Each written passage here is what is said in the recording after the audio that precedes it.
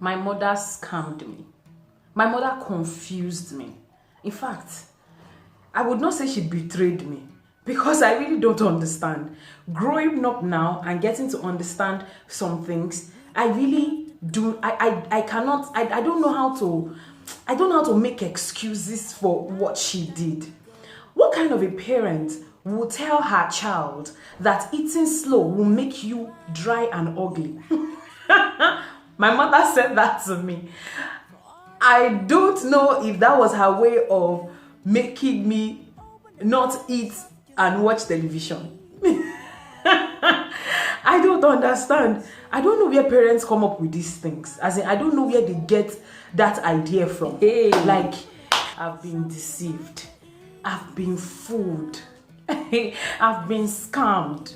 Like, how can licking milk, powdered milk, make you have big painful boils? And the way she would say it, she would be so confident. She would be saying the boils, it will not have mouth, it will be painful, and it will be filled with pus, and it will be this.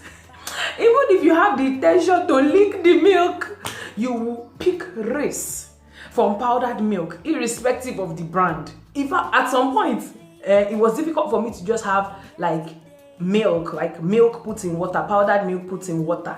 I would always want to add like Milo or Ovaltine or Bonvita to, because I'll be like, my mom said I can't drink it though.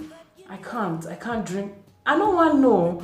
I can't drink it though. The fear was in my heart. Like, I can't drink it though. My mom said I'm going to have really big, painful boils. Then some of them might question it. Some of them might be like, are you serious? I never knew, and I've been drinking this. Maybe that's why I have. Mommy. This woman, ew, it's paining me, it's paining me, Hello lovely people, it's still your girl Didi, and you're welcome back to my channel. So how many people can remember the story of keeping your teeth? People will say it's the tooth fairy story or the tale of the tooth fairy. In Nigeria, once your teeth removes, they will tell you to either throw it on the ceiling, no, not on the ceiling, on the roof, or bury it in the ground. Some people will even go as far as telling you to keep it under your pillow. Then when you wake up, they'll put money there. They'll tell you that the teeth will not be there again. My mother didn't have that kind of time to come and pick anybody's teeth. Anywhere you keep your teeth, I go to meet it. But she will tell you if you throw the teeth, not the funniest, my mother will tell you, if you throw the teeth on the roof, lizard will carry it, or bird will carry it. It's better you bury it. I think that stuff is in a quest to, I don't know, but you know when your teeth falls, like you are so, I don't know whether it's excitement or anxiety. I don't know if you're anxious or you're overwhelmed. You keep showing your mom or your dad the teeth, like, hey, see, my teeth just fell off. And sometimes maybe it could be irritating. Maybe that's why they always do that stuff with the teeth, because I don't understand it though. If you ask me, I don't know who I'm going to ask. I don't know if they are mates, but growing up now is very, very painful. Making my hair while I was growing up, my mom would take us girls to the salon, and I was a crybaby. And she kept on telling me every single time, even till I was in secondary school, that crying whilst making my hair will make me bald. She will still go ahead and tell me that my brother cannot be bald because God made him a boy. He's a man, so his body cannot, as in, she will still try to justify it. She will still paint it to look, mommy, what have I done to you? That woman, that woman jazzed me. I'm not sure this thing will really work for modern day kids, because I tried pulling one. In fact, that one, the most common one about the teeth, it didn't work. Maybe I'm not good at acting, but it didn't work. I don't know where they cooked it out from. I don't know the technique. I don't know who coached these people. I know that a lot of parents did it to a lot of us. As in my case, my mom did it to me, and I'm sure every other young kids that, she had to raise or she came across, I'm sure it's mostly with children. I think it was to cut excesses, because there was a time my little sister and I was loving raw crayfish. Like not the raw fresh one, like the normal dried crayfish, but when it's not yet cooked. My mom will constantly tell us that if we keep eating that crayfish, we're going to have lined lips. Then we'll forget about it. On a breakfast morning, like on a morning we were having breakfast and we're taking tea, my mom will then bring it up. Mama, she will call me, she will call my sister. Two of you that like eating crayfish, you know I keep telling the both of you, your lips will be lined and it will start shedding blood. Now you are drinking tea. Which mouth will you use to drink tea? Every time. Minkwa. She used to call me Minkwa because I always suck. Sometimes I get ashamed of the things I did as a child. Hi. But she was ready. She was ready to come for me. You see the jekuje of us children. I'm saying, like, when I was younger, my siblings and I, my mom would deworm us, after we take kombucha. And my mom will always, she constantly tells us that this thing you're about to drink is the last thing you're going to take before you go to bed. We're like, Mommy, let's drink it. I really didn't like medicine, so I don't know. So she would, I just didn't like medicine. My brother would drink it without even taking water. My sister might even hide it, or my mom will break it and put in her mouth for her to drink it. Now, when we are done drinking, that is when, you remember she told us, Ijekuje will not arise in us. All the balabala spirits will then stand up and say, these children, I'ma catch you. That's why I want to drink Ribena. That's why I want to drink tea. That's why I want to eat anything. I think when it started newly, she was repeating herself. At some point, just devised a means. My mom would then tell us that, do you know that if you take anything after taking one repellent, you would convulse? Like one day you will be like this. She was saying it at, even when we take anti-malaria, like when we go to the hospital and, after our treatment, they give us drugs to take. We don't want to take anything after it though, because if one repellent can do that one, what can anti-malaria not do? My mother would tell you, she will tell you the dangers of convulsion. She will lead some people in the village that convulsed. She would, and the funniest part is because we were kids, we didn't get to find out that she wasn't linking it to the fact that they took one repellent, but she just keep telling you, that boy did this, you don't know what happened.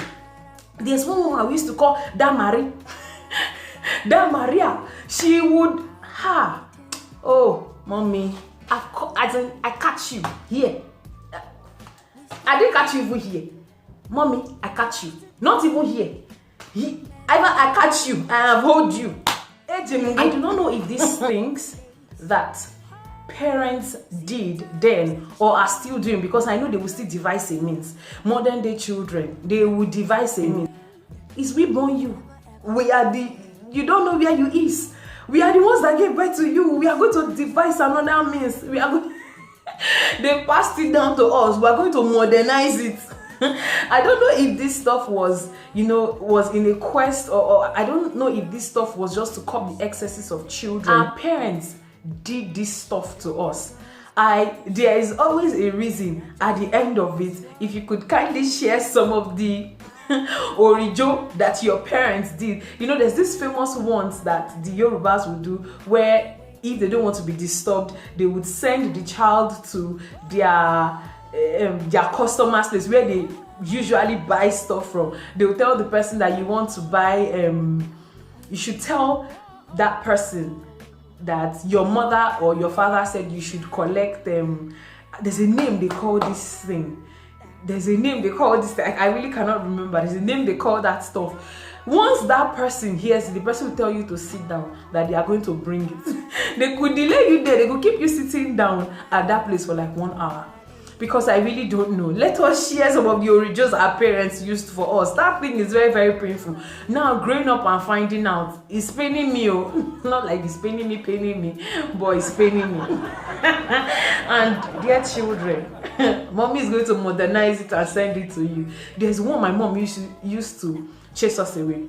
Like, my mom wasn't in for any of these frozen foods and all of that. She's an Igbo woman and she likes her kukuruku. She likes actual live chicken. If it's 2,500 pieces of chicken or 1,001. My mom would rather gather people together that would kill and, you know, remove the feathers. And so far, it is a live chicken. It has to be live chicken. But now, nobody's got time for that. Nobody has got time for that. Oh. Nobody has got time for that. But then, when they're trying to remove the feathers of the chicken, they will immerse it in hot water. So I don't know if it's because she doesn't want the hot water to pour on the child or she doesn't want to be disturbed. If you come and meet my mom and then you're talking to her, my mom will tell you, do you know that when you talk, when peeling chicken, the hair, as you are pulling out the feathers, it will be springing out back.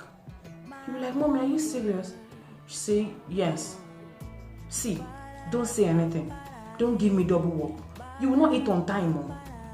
Either she says that or she will say, all these things I'm saying, it's for your own good, though. All these things I'm saying, it's for your own good, though. Close your mouth. Even if you want to say, just like you. Don't say anything. You will give your mother double work. Oh.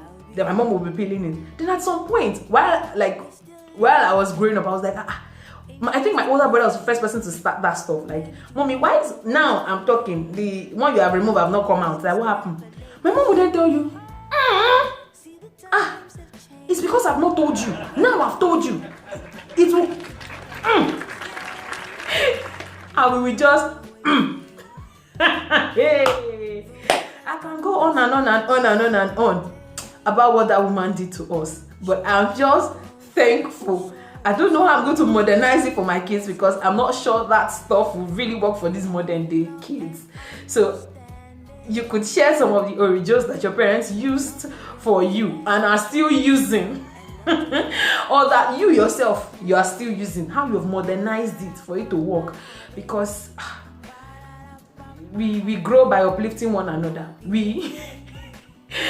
Team means together everybody achieves more. If you can share it so that I can use it, and I can share it too so that other people can use it, we'll be happy parents. We'll live in a happy environment.